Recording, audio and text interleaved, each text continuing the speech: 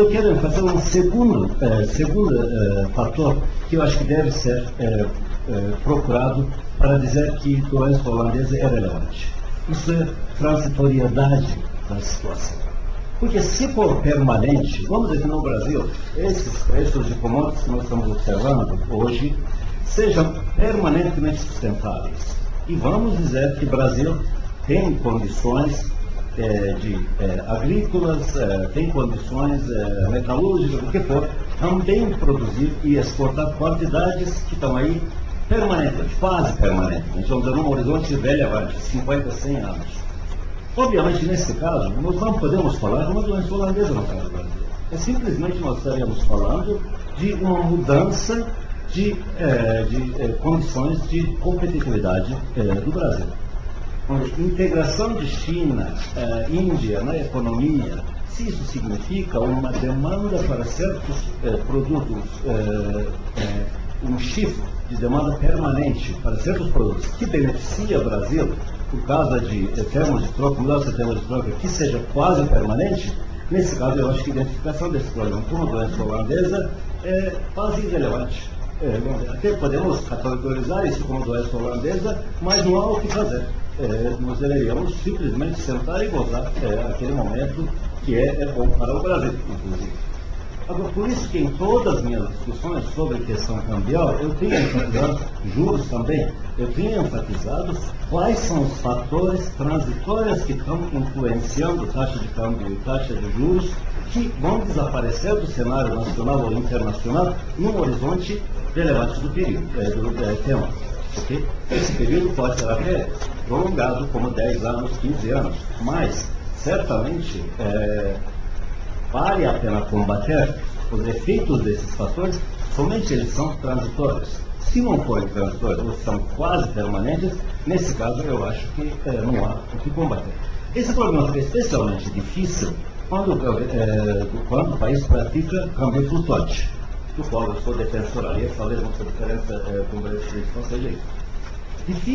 Fica difícil identificar e difícil também defender intervenções quando o câmbio flutuante, porque sempre vem o argumento do que, olha, se é transitório, futuramente vai ser corrigível essa situação, logo para que vou me desgastar agora. Aí tem custos envolvidos nesse processo de correção, etc., que eu já tive a oportunidade aqui, inclusive, de falar não é. Então, eu acho que é importantíssimo a questão de transitoriedade desses fatores que criaram a situação atual. Vamos dizer, petróleo é esgotável, logo ele é efetivamente uma razão para a doença holandesa. Mas, produção de cana-de-açúcar ou suco de laranja, não me parece cabe a mesma categoria. E, na larga medida, o Brasil tem aproveitado, tem gerado superávites devido a uma melhora de preços desses produtos. Isso não estou dizendo que é a única razão, e eu estou com o Bresser, que eu acho que há algo de errado no nosso câmbio, mas só para esclarecer as coisas. E segunda coisa que eu gostaria de enfatizar, se nós começarmos com a ideia de que algo tem que ser feito no câmbio, eu gostaria de saber do Bresser o quê? Vamos dizer, nós sabemos que custos das políticas que combatem a situação cambial são extremamente elevados, okay? Que nos vai levar, obviamente, questão de juros, até estou dando um gancho para você falar um pouco de juros também. Obrigado. Obrigado. Soberano. Professor Bresser, a minha pergunta é mais política do que econômica, não porque eu não sou economista. Há claramente, eu concordo consigo, uma mudança de aliança a partir dos anos 80, quando o Estado brasileiro se torna refém do setor financeiro, e aí é um interesse mútuo, um depende do outro, né? E esse casamento continua até hoje. A minha pergunta é, que chance existe de alterar essa aliança efetivamente, considerando que a indústria da transformação hoje tende a ficar abaixo de 28% do PIB e perdendo a importância que ela tinha nos anos em que essa aliança foi feita, basicamente depois da Primeira Guerra Mundial, né? E considerando também, simultaneamente, que existem setores industriais com vantagens comparativas, tão fortes, que suportam políticas macroeconômicas, que esta aliança Estado-setor financeiro nos está, digamos, impingindo a mais de 20 anos.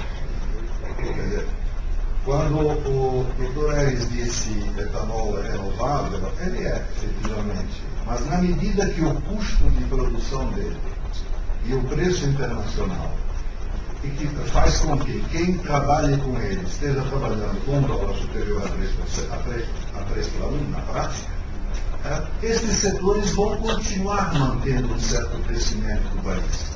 Este ano se fala em 4% sem mudança do modelo, talvez é mais de 4%.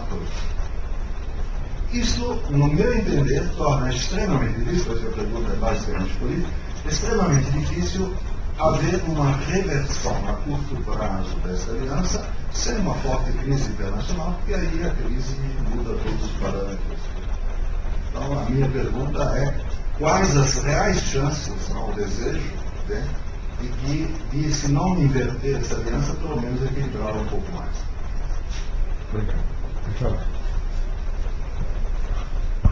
Obrigado. Bom, Bresser, antes de mais nada, parabéns por mais esse livro. A sua capacidade de produzir é absolutamente estonteante. Eu morro de inveja no número de papers e livros que você é capaz de produzir. Você tocou um monte de coisas e obviamente, disse no fim, todas muito polêmicas. Eu queria me ater à questão, na verdade, as duas questões.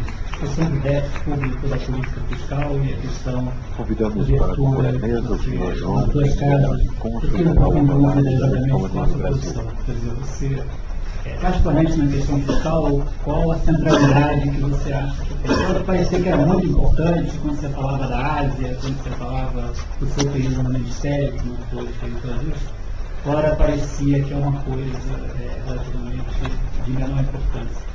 Acho que a gente, de fato, tem superávit, mas a gente tem superávit com um gasto corrente que cresce 10% ao ano, com um investimento com a palavra o senhor João do PIB, com uma carga tributária de 35% do PIB. Então, desde que a gente tem um ajuste fiscal, eu acho que é parcialmente correto. Eu acho que continua sendo a sua central. Você mencionou a questão da Ásia, por exemplo, a maneira que, no sentido comentado daí, talvez nessa direção, a razão que a Ásia, a China consegue fazer daquela maneira, certo sentido, transferir renda para exportadores, é porque tem uma população de 40% do PIB e um setor público que tem invejável saúde fiscal. Nesse sentido, um pouco da história que você contou, eu acho que tem um pouco de causalidade reversa e eu acho que a coisa mais importante você tocou muito rapidamente o que eu queria para eu acho que dizer que o nosso desenvolvimento será democrático, eu seria tudo menos democrático. Você mencionou, a certa altura, que havia muita democracia, tudo você chegou na época da transição política. Mas eu acho que ele era profundamente não democrático. E aí é uma parte importante da explicação. Quando a gente democratizou, o consumo público e o gasto público subiu muito, porque é isso que a população queria. Você vota para ter mais atitude. A gente teve aqui depoimentos sobre a reforma da Previdência, sobre o controle do salário mínimo.